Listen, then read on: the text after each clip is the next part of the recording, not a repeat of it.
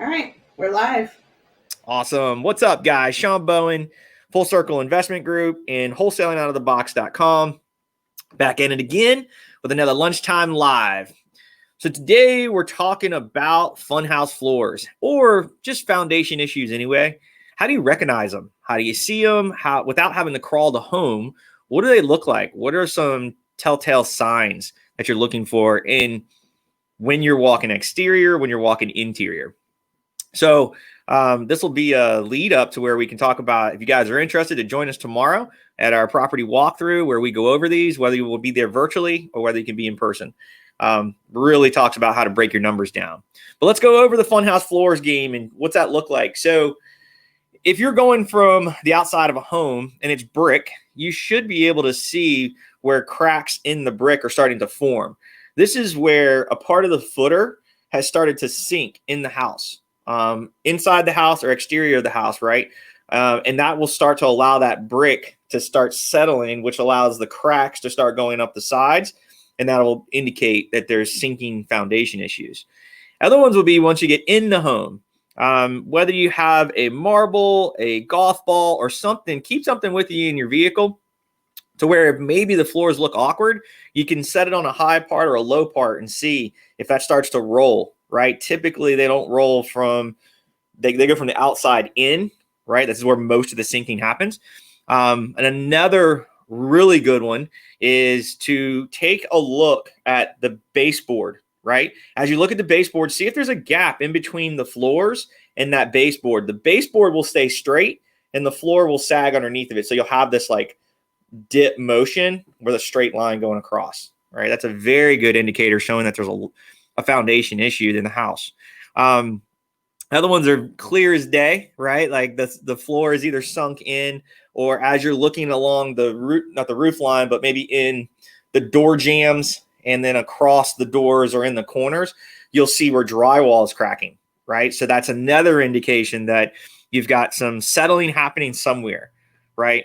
We're actually in the middle of one right now. We're going to take down to do a reno on, and we've got the person that crawled it, our contractor, said that two of the main beams have completely cracked, right? So older home and it just sagged over time, and they looks like they tried to sister it. They completely did it wrong. So then they have to go in. They're going to have to take both of those out, redo them, and redo a correct pier in order for the load to sit correctly and be done right. So again, you're not having to crawl these homes to see it, but what are the indicators to show you, hey, we've got foundation issues here, and some of those can range between $7,000 to $10,000, just depending on what kind of we're talking about, right? Termite damage.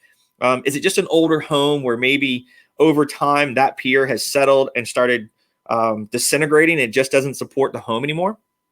That's another big factor. Another piece would be, as you're walking through the homes, look at go back to the door jambs, right? I've got stuff in my office I'm talking about here to you guys.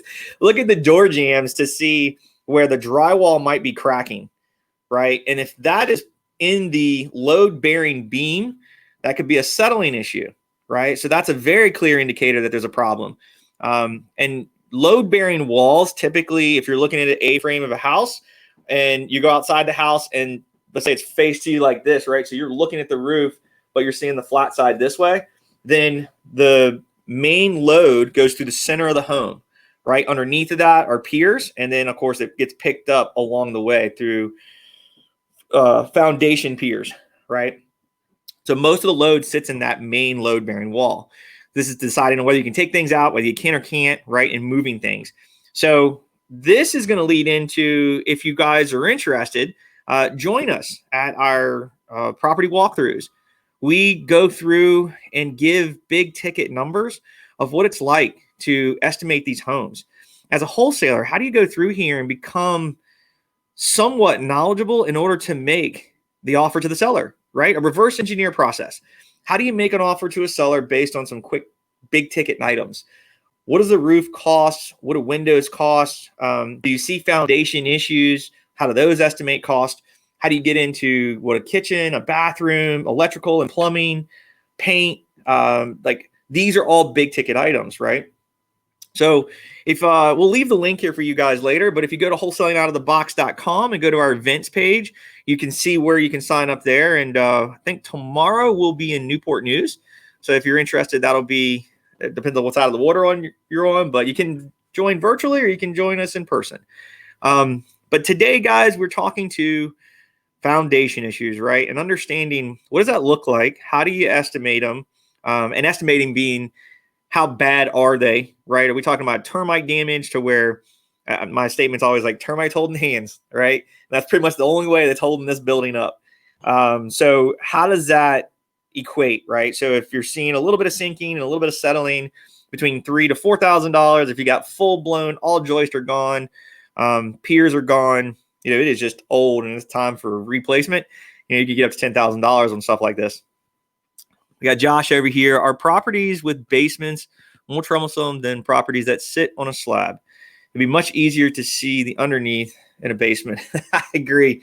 We don't get a lot of basements around here. We have it's more so either on a slab or a crawl.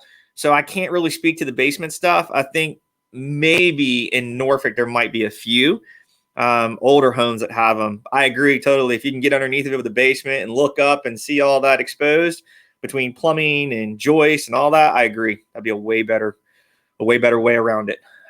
Probably with less issues and really get an idea about what's going on. So yes, I agree, Josh. Good call there. But guys, thanks again for taking the time to be here with us. As always, if there's anything you need in the wholesaling side of things or things to help you with in your business, check us out at wholesalingoutofthebox.com. Again, today talking about the Funhouse stuff, like the Funhouse floors and what does it look like for foundation issues and how do you get past them and estimate them, right? And then go back to it. Keep a little ball of some sort in your car, maybe a marble, a golf ball, whatever it is. Just trying to like sit it on the floor and see if it rolls. It's a really good indicator there's a massive issue that needs to be addressed, and there's usually pretty expensive. So guys, thanks again for taking the time to join us today. Again, a quick little lunchtime live, hopefully helping you as you move along through the wholesaling model and maybe even if you're moving over to the rehabbing model. Again, if you need anything else, we're always here. Feel free to reach out, and I look forward to seeing you on the next one. Talk to you later.